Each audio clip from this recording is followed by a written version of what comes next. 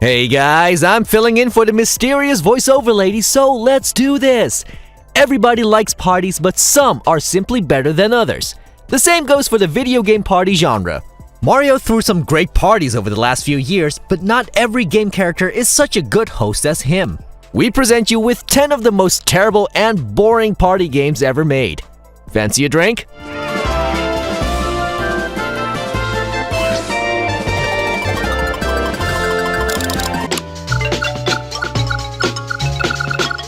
After a couple of Mario Party games, competitor SEGA decided they wanted in on the party action.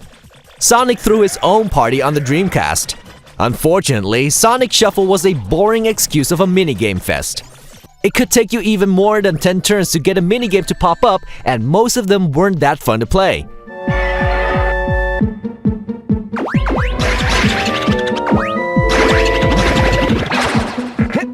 In the end, it was a bad Mario Party ripoff, and the fact that Hudson Soft, the developer of Mario series, co-developed the game makes the whole thing that much sadder. Alright!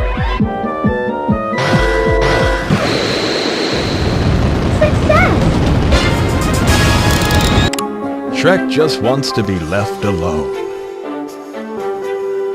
When Shrek the animation film came out, it was a huge success, and publisher TDK wanted to capitalize on this. A stream of mediocre games starring the Green Ogre followed, and mass media's Shrek Super Party was one of them. It takes a well-known recipe of a digital board game with the occasional minigames to play in between.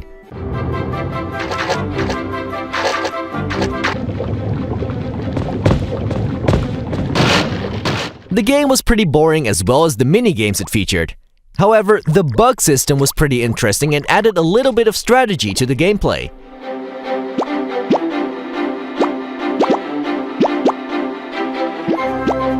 In the end, this mechanic couldn't save this train wreck from crashing into far, far away land.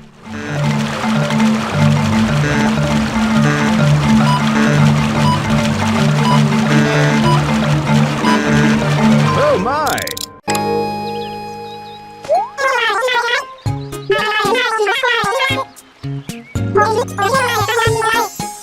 Last year's Amiibo Festival for Wii U was a great idea and a beautiful fit for the Animal Crossing franchise. Unfortunately, it didn't turn out that way. It was basically Mario Party without the minigames on a game board.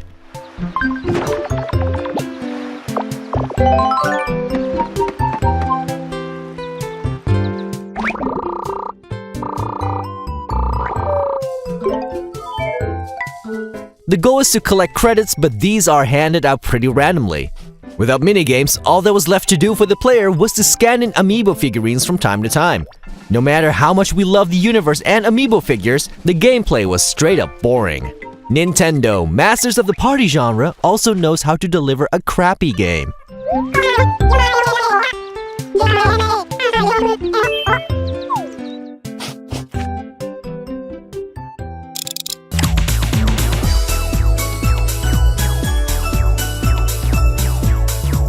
Let's be honest, the Nintendo Wii produced a ton of awful party games. There were so many of these shitty games on the platform that we could fill up multiple videos with them.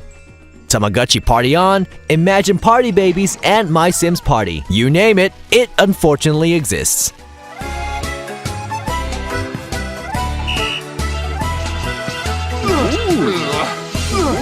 However, we have to pick one of them, so we're going with the Game Party series.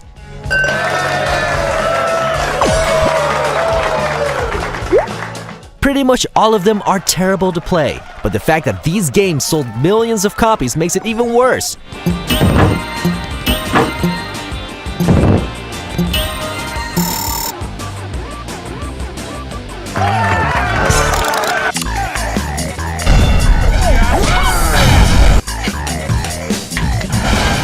Fusion Frenzy was a party on the original Xbox. The 20+ games were pretty mediocre and generic, but some of them were actually fun to play. This was a great accomplishment, and hopes were high that the sequel would improve on the formula. Being one of the first titles on the Xbox 360 made by Hudson Soft, the game got almost everything wrong.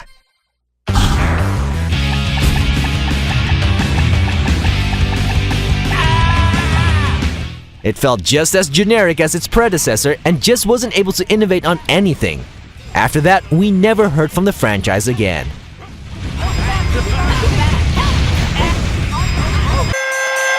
I can't even call this practice with you guys.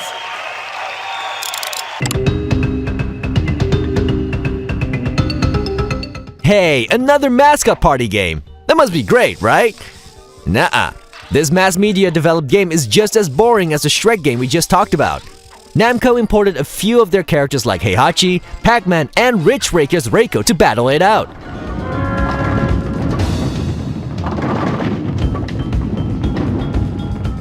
The gameplay was the classic combination of a board game featuring boring minigames.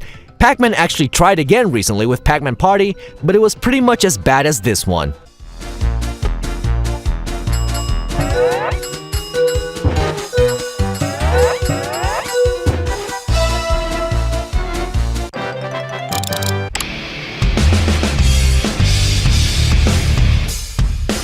Truth or Lies is based on the famous sleepover Truth or Dare game.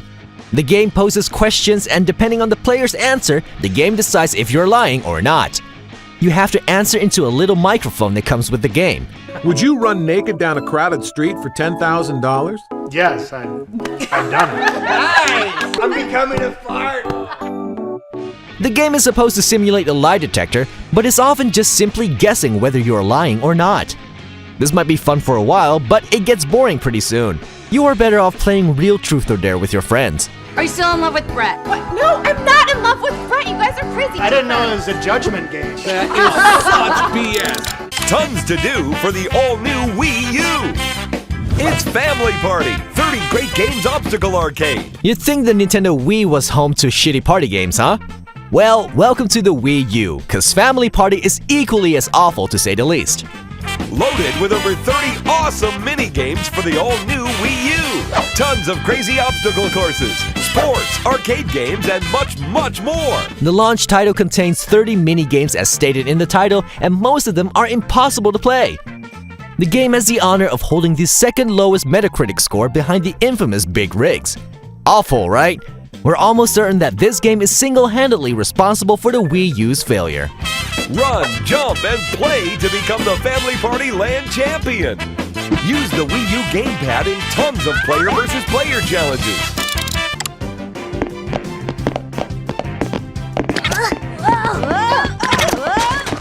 The characters of Nickelodeon are quite an ensemble together. The Rugrats, SpongeBob, Jimmy Neutron, and Invader Zim. You name it, they're in it. Though the developer didn't make the most of it. Nickelodeon Party Blast is an unplayable mess that came out for the GameCube, PC, and Xbox.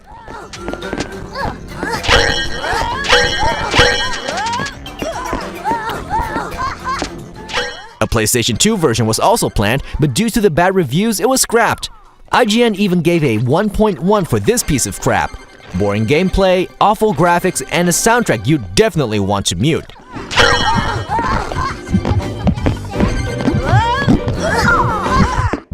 You better get your Nickelodeon kick by watching their TV shows, cause this garbage isn't worth your time. Boarding is the bestest fun.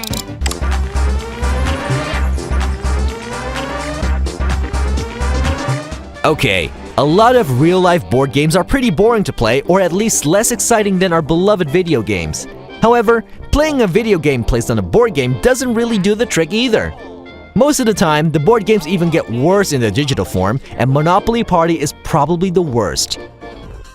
This property is for sale. Do you want to buy it? This property is vacant. Do you want to buy it? The game looks hideous, the Monopoly mascot behaves like a bully, and the sound effects are just terrible. What a bidding war! It's a blessing that the developer decided to let each player play the board game simultaneously, so you don't have to wait all the frickin' time. A great idea, but in practice, it makes it impossible to follow everything that's happening on the board. What's left is a game that you need to avoid at all cost. You're just visiting. What are some of the worst party games you've ever played? Let us know in the comments, and don't forget to like the video and subscribe to the channel. I would kiss Pizza Guy on the lips for $20. I don't have any money. Do you have any money? I could make out with somebody else. Oh yeah, that's not awkward.